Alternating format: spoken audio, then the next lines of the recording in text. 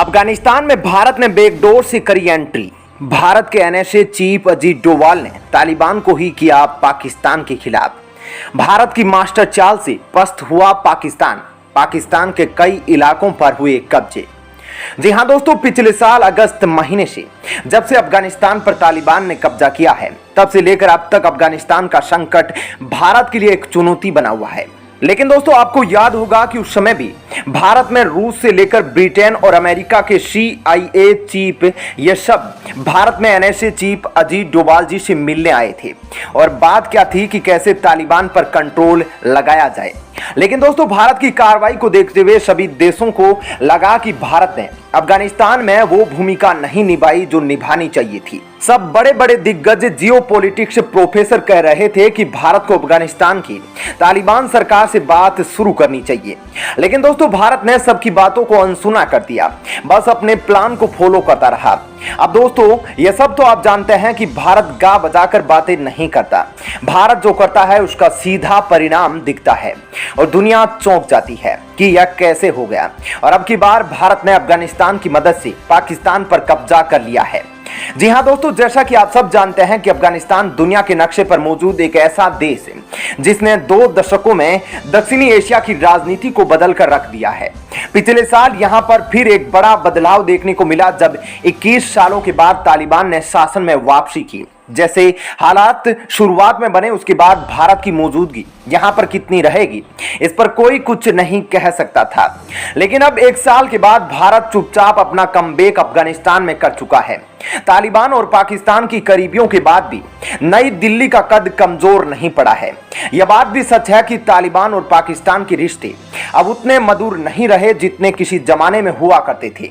Afghanistan Pakistan border पर स्थित Durand line ने पाकिस्तान और तालिबान के रिश्तों को खट्टा कर दिया। इसके अलावा पश्तूनों की स्थिति को लेकर भी दोनों देशों के बीच विवाद की स्थिति है। पश्तून पाकिस्तान के पेशावर में रहते हैं।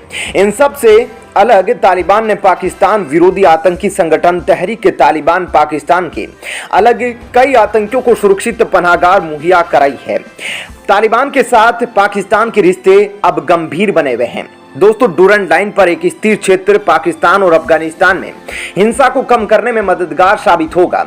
लेकिन दोस्तों, आज ही हिंदुस्तान टाइम्स की खबर के मुताबिक एक वीडियो वायरल हुआ है जहां पाकिस्तान और अफगानिस्तान के बॉर्डर पर बने सीमेंट के खंभों को तालिबानी लड़ाके हथौड़े से तोड़ रहे हैं और उसके बाद पाकिस्तान की सीमा के अंदर घुस गए हैं। दोस्तों, वीडियो में जगह को देखने के बाद यह बताया जा रहा है कि यह वीडियो अफगानिस्तान और पाकिस्तान के बॉर्डर के बिल्कुल नजदीक बदखसान जगह का है, वहां की यह वीडियो है। दोस्तों, वीडियो में साफ दिख रहा है कि तालिबान के लड़ाके बॉर्डर पर लगे उस खंबे को तोड़ रहे हैं जिस पर पाकिस्तान लिखा है। दोस्तों, वीडियो में यह भी बताया जा रहा है कि जब पाकिस्तानी सैनिकों ने उन्हें रोकने की कोशिश की तो तालिबानी लड़ाकों द्वारा उन्हें पीछे धकेल दिया गया। अब दोस्तों, पाकिस्तान की हालत वैसी हो चुकी है कि जिस सांप को पाला था दूसरों को डसने के लिए, वो आज खुद ही पाकिस्तान का शिकार कर रहा है। और दोस्तों, ये बात हो रही अफगानिस्तान पाकिस्तान बॉर्डर की, लेकिन पाकिस्तान के अंदर भी तालिबान ने पाकिस्तान की सरकार का जीना हराम कर रखा है। जी हां, तहरीक-ए-तालिबान, जिसको पाकिस्तान तालिबान भी कहा जाता है, उसने अब पाकिस्तानी सरकार को आखिरी चेतावनी दे दी है। तहरीक-ए-तालिबान ने पाकिस्तान सरकार को कहा कि अगर सरकार जल्द से जल्द शरिया कानून लागू नहीं करेगी तो वह अपने आखिरी दिन गिनना शुरू कर दे। इतना ही नहीं दोस्तों, पाकिस्तान को खून के आंसू रुलाने वाले तहरीक-ए-तालिबान ने कहा कि अब पाकिस्तान संविधान से नहीं शरिया कानून से चलेगा। तहरीक-ए-तालिबान यानी कि TTP ने आगे कहा कि पाकिस्तान की सेना और सरकार शरिया कानून के रास्ते पर नहीं चल रही है और पाकिस्तान की सुप्रीम कोर्ट भी शरिया की जगह संविधान लागू करने में लगी है। लेकिन हम अफगानिस्तान की तरह पाकिस्तान में भी शरिया कानून लागू करके रहेंगे। दोस्तों, पाकिस्तान में TTP का क्या खौफ है उसका अंदाजा इसी से लगा सकते हैं कि एक बार को पूर्व प्रधानमंत्री इमरान खान की सरकार ने इनके सामने घुटने टेक दिए थे और इनके कई आतंकियों को छोड़ने पर मजबूर हो गए थे ताकि ये पाकिस्तानी सैनिकों पर हमला न करें। लेकिन दोस्तों, जिस हिसाब से पाकिस्तान में TTP का आतंक बढ़ रहा है, उस हिसाब से वह समय अब दूर नहीं जब पाकिस्तान भी अफगानिस्तान की तरह बन जाएगा। जी हां दोस्तों, सच तो यह है कि पाकिस्तान के अंदर खुद तहरीक तालिबान ने कई कबीलाई इलाकों पर कब्जा कर रखा है और वहां शरिया कानून चलाता है, न कि पाकिस्तान की सरकार का कानून, और चाहकर भी पाकिस्तान की सरकार वहां कुछ कर नहीं पाती। लेकिन दोस्तों, भारत के नजरिए से देखें तो यह तो ठीक ही है कि अफगानिस्तान तालिबान ने पाकिस्तान को बॉर्डर पर और पाकिस्तान तालिबान ने पाकिस्तान को अंदर से ही घेर कर मार रखा है। लेकिन दोस्तों, भारत के लिए सबसे बड़ी बात तो यह है कि अब अफगानिस्तान की तालिबान सरकार भारत से रिश्ते सुधारने के चक्कर में है। हालांकि भारत की चिंताएं इससे अलग है। उसे इस बात की चिंता है कि अगर पाकिस्तानी आतंकी संगठनों को अफगानिस्तान में पनाह मिल गई तो फिर उसके लिए मुश्किलें बढ़ जाएगी।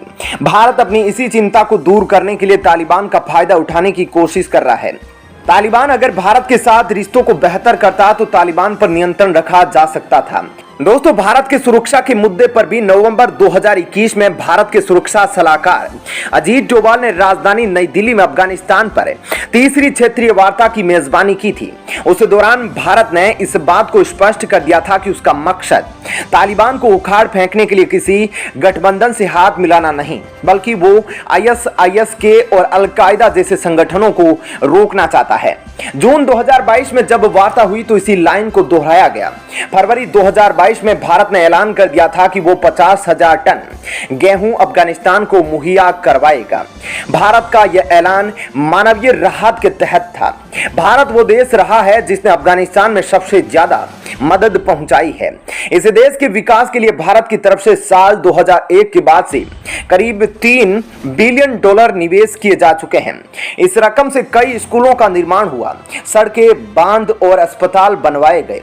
दोस्तों, इन सारे प्रोजेक्ट्स की वजह से तालिबान ने भारत को तवज्जो देना शुरू की है। तालिबान का सुप्रीम लीडर और इसका फाउंडर मुल्ला उमर अब नहीं है और इस तालिबान को 2.0 कहा जा रहा है। माना जा रहा है कि नए तालिबान के सामने क्षेत्रीय और अंतर्राष्ट्रीय स्तर पर कई समस्याएं हैं जिन्हें उसका सामना करना पड़ेगा। भारत की तरफ से इस बात का इशारा किया जा चुका है कि वो अफगानिस्तान के साथ रिश्ते मजबूत करना चाहता है। इस बात पर विचार जारी है कि अफगान राष्ट्रीय अलायंस को भारत में फिर से लैंडिंग की मंजूरी दी जाए या नहीं। अब दोस्तों, यह बात कहीं ना कहीं अफगानिस्तान की तालिबान सरकार को समझ आ चुकी है कि भारत कभी भी अपना फायदा नहीं देखता। भारत ने तो हाल ही में जब अफगानिस्तान में भूकंप आया था तो भी मानवीय सहायता की थी, वह अफगानिस्तान के लोगों को प्रदान की थी। अब दोस्तों, इसके बाद अफगानिस्तान की तालिबान सरकार भारत से रिश्ते सुधारना चाहती है और वह जानते हैं कि पाकिस्तान भारत का सबसे बड़ा दुश्मन है और अगर हम कहीं ना कहीं पाकिस्तान के साथ भिड़ते रहेंगे तो हमारे रिश्ते भारत के साथ मजबूत होते रहेंगे। वो कहावत है ना दोस्तों, दुश्मन का दुश्मन दोस्त होता है, वह यहाँ बिल्कुल सटीक बैठ रही है।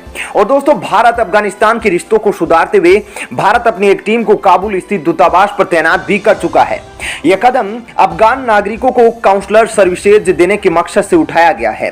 भारत का यह कदम बताता है कि कहीं ना कहीं भारत एक बार फिर अपनी पकड़ को अफगानिस्तान पर मजबूत करने में लगा है। रक्षा विशेषज्ञों की माने तो अगर ऐसा होता है तो पाकिस्तान को अब और बड़े झटके लगने वाले हैं। दोस्तों, क्या कहना है आपका इस खबर पर जरूर बताइएगा। साथ ही वीडियो को लाइक और शेयर जरूर करें। धन्यवाद। जय हिंद।